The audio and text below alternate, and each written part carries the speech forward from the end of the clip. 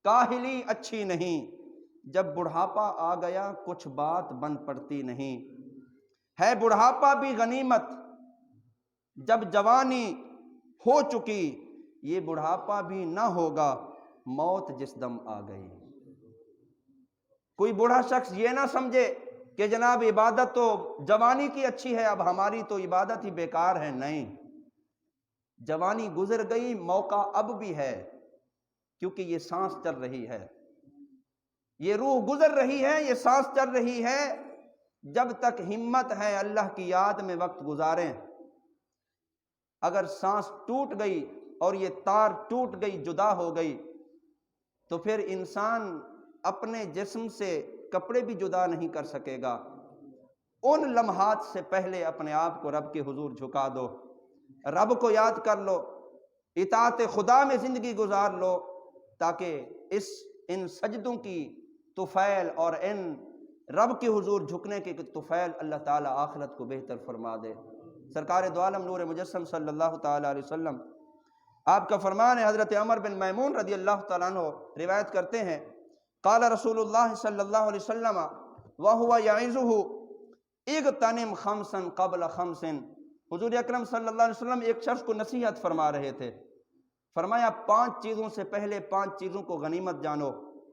ارشاد فرمایا شبابک قبل حرمک، بڑھاپے سے پہلے جوانی کو غنیمت جانو، اور وصیحتک قبل سقمک، بیماری سے پہلے صحت کو غنیمت جانو، وغناک قبل فقرک، فرمایا فقر سے پہلے، محتاجی سے پہلے دولت مندی کو غنیمت جانو، اور وفراغک قبل شغلک، مشغولیت سے پہلے فراغت کو غنیمت جانو، وحیاتک قبل موتک، فرمایا موت سے پہلے زندگی کو غنیمت جانو۔ ایسا نہ ہو کہ جوانی سے ہاتھ دھو بیٹھیں اور پھر کف افسوس ملتے رہیں، جناب اب یہ کام تو جوانی کے تھے، کر لیتے تو اچھا ہوتا، اب تو بہت مشکل ہو گیا، اب تو ہڈیاں بھی درد کرتی ہیں، اب تو جسم بھی کمزور ہو گیا، اب تو اٹھا ہی نہیں جاتا۔ اس افسوس سے بہتر ہے کہ بندہ جوانی میں اپنے رب کے حضور جھک لے اور گڑگڑا لے۔ حضرت سیدنا انس رضی اللہ تعالیٰ عنہ آپ فرماتے ہیں کہ رسول کریم صلی اللہ علیہ وسلم نے ارشاد فرمایا، اللہ تعالیٰ کی حرام کردہ چیزوں سے جو بندہ اپنے آپ کو بچا لے اور جن چیزوں کا حکم دیا، یعنی احکامات خدا بندی کی جو بندہ پابندی اور پاسداری کر دے، فرمایا اللہ تعالیٰ فرماتا ہے اے نوجوان تیرے لیے 70 صدیقوں کے برابر ثواب لکھ دیا گیا ہے۔ جوانی کی زندگی میں جو حرام کردہ چیزوں سے بچ جائے اور احکامات خدا بندی کی پاسداری کرے، 70 شہیدوں کے برابر اللہ تعالیٰ ایسے نوجوان کو ثواب عطا فرماتا ہے۔ ایک نوجوان گزر رہا تھا، سامنے ایک بزرگ جن کا بڑھاپے کی وجہ سے کمر جھک گئی تھی، وہ سامنے سے جا رہے تھے، نوجوان کو مسخرہ سوجھا، مذاق کرنا چاہی، ایسے لگ رہا تھا کہ جیسے یہ بزرگ زمین سے کچھ ڈھونڈ رہے ہوں، حالانکہ وہ چل رہے تھے، کمر جھک گئی تھی بڑھاپے کی وجہ سے۔ نوجوان نے کہا کہ بزرگوں کیا ڈھونڈ رہے ہو؟ حالانکہ یہ بڑا غصے والا سوال ہے، اب بزرگ کچھ بھی کہہ سکتے تھے آگے کہ میں تو چل رہا ہوں، اب میرا مذاق اڑا رہے ہو کہ جناب کیا ڈھونڈ رہے ہو، لیکن حکمت بھرے الفاظ اس بزرگ کے منہ سے نکلے۔ بزرگ نے جواب دیا کہ میں جوانی کو ڈھونڈ رہا ہوں۔ اب نوجوان نے کہا کہ بھلا یہ جوانی بھی ڈھونڈی جاتی ہے، بھلا گزری ہوئی زندگی بھی ڈھونڈی جاتی ہے اور تلاش کی جاتی ہے، جس جوانی کو آپ ڈھونڈ رہے ہو؟ تو بابا جی نے فرمایا بیٹا یہی تو افسوس ہے، جو وقت رب کو یاد کرنے کا تھا وہ زندگی ہم نے ایسے گزار دی، اب ان لمحات کی تلاش میں ہے کہ کبھی کمر سیدھی ہو جائے، رب کے حضور جھک جائیں، جسموں میں طاقت آ جائے، رب کو یاد کر لیں، جسم میں سے توانا ہو جائے جیسا جوانی میں ہماری زندگی ہوا کرتی تھی۔ آج جناب تہجد کے وقت اٹھ کر اپنے رب کے حضور گڑ گڑا لیں، میں ان لمحات کو تلاش کر رہا ہوں، ان دنوں کو تلاش کر رہا ہوں، کاش مجھے جوانی کا وہ زمانہ مل جاتا کہ جس میں عیاش پرستی اور دوستوں کے گندے ماحول میں گزر کر ہم نے اپنی جوانی کو گنوا دیا۔ اب وہ نوجوان جس نے طنز کی تھی، جس نے مذاق اڑایا تھا، جس نے تمسخر کیا تھا، اس کی عقل میں یہ بات بزرگ کی آئی اور سوچنے پر مجبور ہو گیا کہ یار یہ بزرگ کہ جو جوانی تلاش کر رہا ہے، اور ہم ہیں کہ اللہ نے جوانی کی نعمت سے نوازا ہے، جسم توانا ہے، طاقت بھی ہے، ہمت بھی ہے، جرأت بھی ہے، جس چیز کو یہ تلاش کر رہے ہیں اللہ نے وہ تو ہمیں نصیب فرمائی ہے، ہمیں تو اللہ تعالیٰ نے وہ میسر فرمائی ہے۔ اور اس بزرگ نے کہا ہماری تو یہ حال ہوا کہ بچپن کھیل کود میں گزرا، جوانی نیند بھر سوئے، اور جناب بڑھاپا دیکھ کر رونے کے علاوہ ہمیں کچھ نصیب نہ ہوا۔ تو اس نوجوان کے لیے اس بزرگ کے حکمت بھرے الفاظ اس کی زندگی بدل گئے، اور اس بزرگ کے سامنے کھڑے ہو کر سچی توبہ کی اور رب کے حضور اپنے آپ کو پیش کیا اور عرض کی اے بار الہ، جو نعمت جوانی تو نے ہمیں عطا فرمائی ہے، اسی جوانی کے صلے میں ہمیں اپنی بارگاہ میں جھکنا نصیب فرما، اور اللہ کا مقبول و محبوب بندہ ہو گیا۔ میرے دوستوں، میرے ساتھیوں، میرے بزرگوں، خصوصاً میرے نوجوان بھائیوں، یہ جو زندگی اللہ تعالیٰ نے ہمیں عطا فرمائی یہ بہت بڑی نعمت ہے، بہت بڑی نعمت ہے۔ اس زندگی کو اگر ہم نے اچھائی میں استعمال کیا تو ہمارے لیے بہت بڑا فائدہ مند ثابت ہوگی۔ اگر یہ زندگی عیاش پرستی میں گزر گئی، اللہ کی نافرمانیوں میں گزر گئی، اور جناب اول فول بکنے میں گزر گئی، عیش و عشرت میں یہ زندگی گزر گئی، تو یہ حسن کب تک رہے گا؟ یہ جوانی کب تک رہے گی؟ ایک نہ ایک دن بڑھاپے کی طرف چلے جانا ہے، اور آج تو دور ایسا آ گیا کہ جو جوانی کے بعد بڑھاپا آتا ہی نہیں، جوانی میں ہی کئی جناب لوگ دنیا سے رخصت ہو جاتے ہیں۔ کئی جنازے ہم نے اٹھائے، کئی جنازے آپ نے اٹھائے ہوں گے کہ جو جوانی کی زندگی بھی نہ جی سکے، بالآخر راہ اجل ہو گئے۔ آج ہمارے پاس وقت ہے، یہ لمحات ہیں اللہ کو یاد کرنے کے۔ آج بازاریں بھری ہیں، مساجد ویران ہیں، مسجد کی طرف اگر ہمارے قدم نہیں اٹھتے تو کوئی یہ نہ سمجھے کہ جناب میں نہیں جاتا عبادت کے لیے، اس رب کے حضور معافی مانگے، رب چاہتا ہی نہیں کہ تم رب کے حضور آؤ۔ اپنے آپ کو اللہ کے حضور ایسا پیش کرو، اللہ رب العزت کی بارگاہ کے ایسے مقبول بندے بن جاؤ کہ رب تعالیٰ بھی تمہارے قدموں کے چلنے سے اللہ راضی ہو، اور اللہ تعالیٰ ان قدموں کے چلنے سے راضی ہوتا ہے جن کی زندگی اللہ رب العزت کے احکام کی پابندی میں گزرتی ہے۔ تو آج کا درس، آج کا عنوان، جوانی کیسے گزاریں؟ جوانی اللہ کی عبادت میں گزاریں، جوانی اللہ کی رضا کے کاموں میں گزاریں، جوانی اللہ رب العزت کے احکام کی پابندی اور پاسداری میں گزاریں۔ جس کی جوانی اللہ کی رضا میں گزری، اللہ تعالیٰ نے اس کے لیے 2 جنتوں کا انتظام فرمایا ہے۔ اللہ تعالیٰ ہم سب کو عمل کی توفیق عطا فرمائے۔